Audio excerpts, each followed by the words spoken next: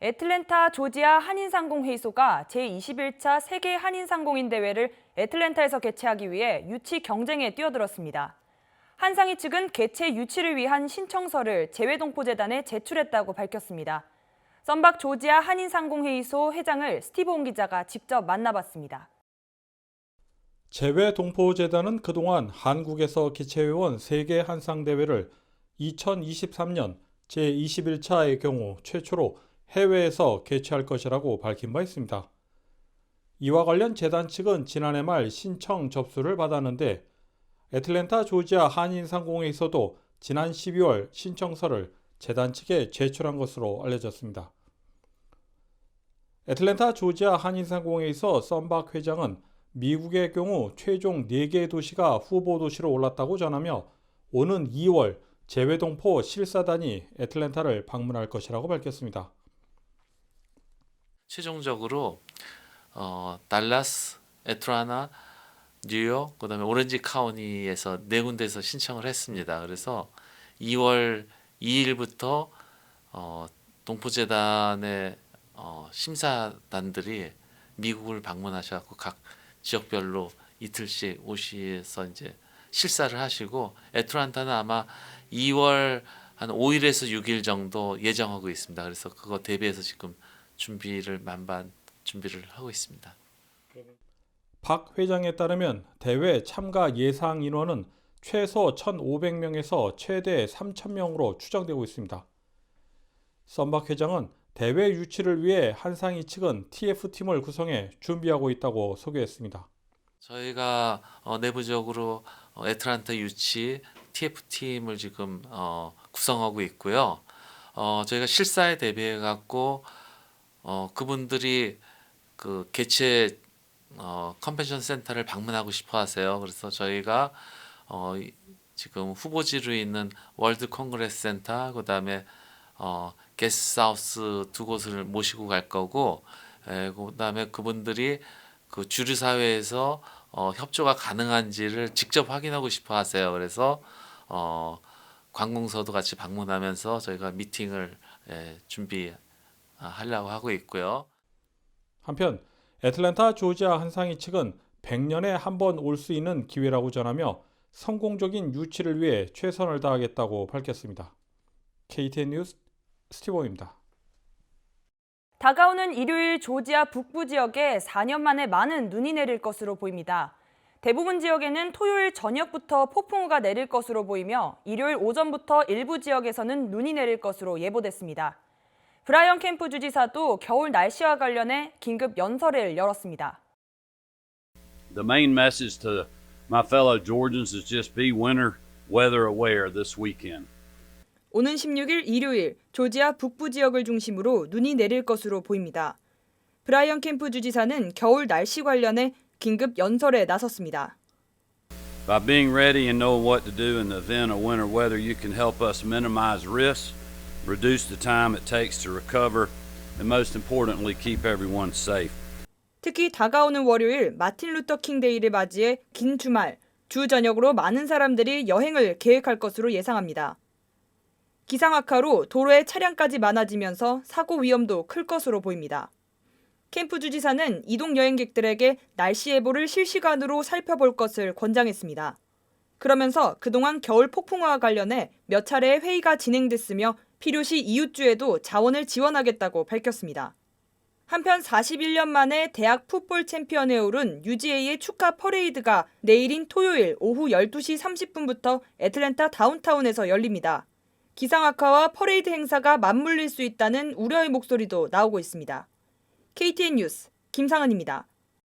코로나19 팬데믹으로 미국 대학교의 학생 등록 수가 감소했습니다.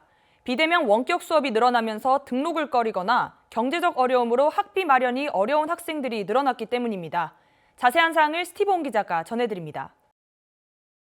코로나19 팬데믹 여파로 미국 대학생 숫자가 지난 2년간 100만 명 이상 감소한 것으로 나타났습니다. 비영리단체 전미학생정보 리서치 센터는 팬데믹 이전인 2019년 미국 대학에 등록한 학부생이 총 1,546만 명에서 지난해 1,444만 명으로 감소했다는 통계를 발표했습니다. 특히 2년제 커뮤니티 칼리지 학부생이 13.2%나 줄어 4년제보다 타격이 더 큰 것으로 나타났습니다. 이는 지난 2년 새 대학생이 6.6% 줄어든 것으로 50년 만에 가장 큰 하락폭을 기록했습니다. 대학생 등록 감소 요인으로는 경제적인 불황 중에 비싼 학비를 내고 효과가 떨어지는 원격 수업을 지속할 이유가 없다고 판단한 학생들이 늘고 있다는 분석입니다. 또한 경제적인 이유가 대학생 수 감소에 한몫했다는 것으로 나타났습니다. 전미학생정보 리서치센터는 코로나19 사태로 촉발된 구인난으로 인해 임금도 상승하면서 학생들이 학업보다는 취업을 선택하는 경우도 늘어났다고 밝혔습니다. 한편 대학생 수의 감소는 장기적 소득 능력의 저하로 이어지면서 한 세대의 경제 활동을 위협할 수 있다는 지적이 나오고 있습니다. KTN 뉴스 스티홍입니다. 이번 주말 연방의회에서 자녀세액공제 기간 연장 여부가 결정됩니다. 공제 기간이 연장되지 않는다면 몇 달 안에 매달 지급됐던 자녀세액공제 혜택이 중단됩니다. 자녀세액공제는 지난해 초 코로나19 긴급 구제기금의 일환으로 제정됐으며 자녀당 매달 최대 $300까지 지급돼 왔습니다. 하지만 더힐 보도에 따르면 일부 가정이 자격 조건을 갖췄음에도 11월부터 공제 혜택을 받지 못했으며 연방국세청 IRS에 요청했음에도 아무런 연락을 받지 못했다고 말했습니다. 다음은 코로나19 소식입니다. 오늘의 코로나19 현황을 종합했습니다. 1월 14일 오후 2시 50분 기준 미국 내 코로나19 누적 확진 환자는 6,559만 8,840명, 누적 사망자는 87만 238명입니다.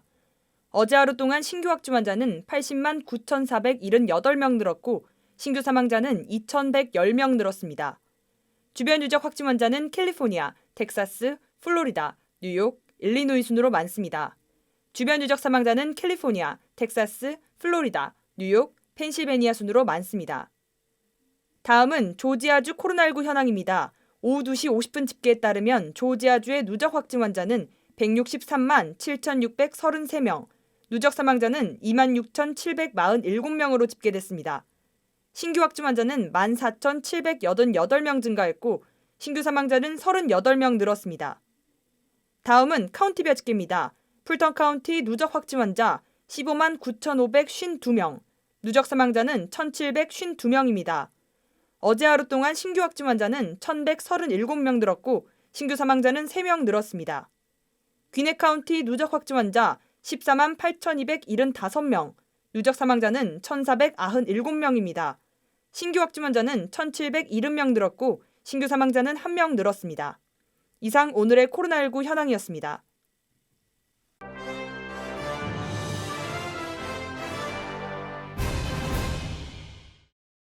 미 육군이 코로나19 팬데믹으로 신병 모집에 차질을 빚고 있습니다. 급기야 입대 시 6년 동안 군 복무를 약속하면 신병에게 최대 $50,000의 보너스를 지급할 것이라고 밝혔습니다. 지난해 9월 30일 회계연도 기준 미 육군은 신병 약 16,500명에게 평균 $14,000 이상의 입대 보너스를 지급한 바 있습니다. 한편 입대 보너스는 병과에 따라 다르며 미사일 방어, 특수전, 신호정보, 전장 화력 통계 임무 등을 맡은 신병에게 최대 액수의 인센티브가 책정됩니다. 북한이 지난해 해킹을 통해 약 $4억 규모의 가상화폐를 약취했다는 분석이 나왔습니다. 미국의 블록체인 분석업체 채널리스트에 따르면 북한은 지난해 모두 $3억 9,500만 규모의 가상화폐를 해킹한 것으로 나타났습니다. 공격은 주로 투자회사와 거래소에 집중됐고 피싱과 악성 코드, 악성 소프트웨어 등을 이용한 것으로 드러났습니다. 북한은 특히 다양한 가상화폐를 섞어 해킹한 뒤 이를 여러 차례에 걸쳐 세탁하는 등 고도화된 수법을 사용한 것으로 확인됐습니다. 일론 머스크 테슬라 최고 경영자가 지난 14일 트위터를 통해 가상화폐 도지코인으로 테슬라 상품을 구입할 수 있다고 밝혔습니다. 현재 테슬라 온라인 홈페이지에선 어린 유형 전기 자전거 사이버 쿼드 4 키즈를 포함한 일부 상품을 도지코인으로 결제할 수 있습니다. 머스크의 이번 발표 이후 곧바로 도지코인은 18% 이상 치솟았습니다. 한편 머스크는 지난해 3월 이미 한 차례 테슬라 결제 수단으로 비트코인을 사용했다가 50일 만에 취소한 바 있습니다. 이상으로 KTN 뉴스를 모두 마칩니다. 시청해주신 여러분 고맙습니다.